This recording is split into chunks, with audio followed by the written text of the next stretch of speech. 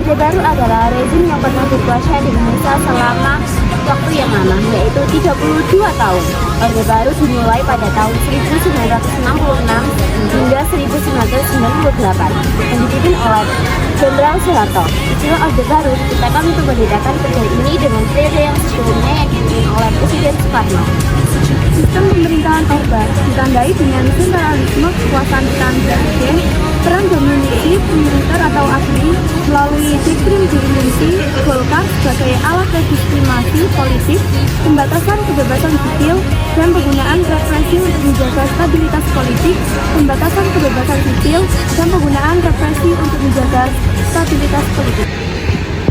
Kehidupan ekonomi pada Orde Baru memiliki slogan yang menjulukan fokus utama mereka dalam memperlakukan kebijakan ekonomi, yaitu Trigolo Pembangunan. Hal tersebut berfokus pada pertumbuhan ekonomi dan pemerataan pembangunan dan stabilitas nasional. Adapun kehidupan ekonomi ada dua, yaitu Rencana Pembangunan 5 tahun atau yang disebut dengan Repelita.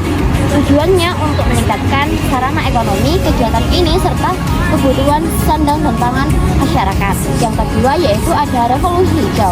Revolusi hijau pada dasarnya adalah suatu perubahan cara bercocok tanam dengan cara tradisional ke cara yang modern guna meningkatkan produksi pertanian dilakukan empati usaha pokok, yaitu ada intensifikasi, ada ekstensifikasi, dan diversifikasi dan rehabilitasi.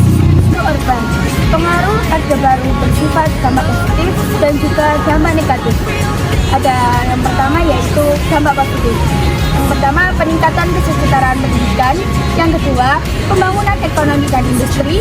Yang ketiga, pertanian melalui revolusi hijau. Dan yang keempat yaitu kesehatan seperti puskesmas dan posyandu.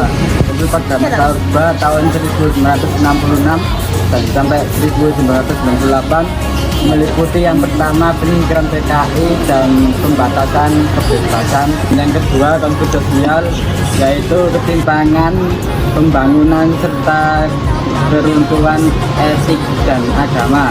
Dan yang ketiga konflik ekonomi, krisis moneter pada tahun 1947, inflasi, pengangguran, dan kesenjangan sosial.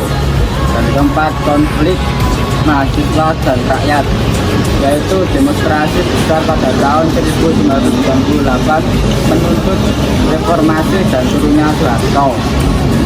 Jatuhnya Orba, beberapa faktor utama yaitu krisis moneter yang parah pada tahun 1997, praktik korupsi, kolusi, dan nepotisme KKN yang merajalela, serta ketidakpuasan publik yang meningkat akibat pelanggaran hak asasi manusia dan pemerintahan yang otoriter dan tidak adanya kebenaran.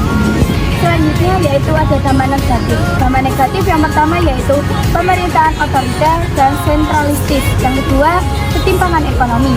Dan yang ketiga, praktik KKN seperti terjadi korupsi dan nepotisme yang merajalela. Yang keempat, demokrasi terbatas.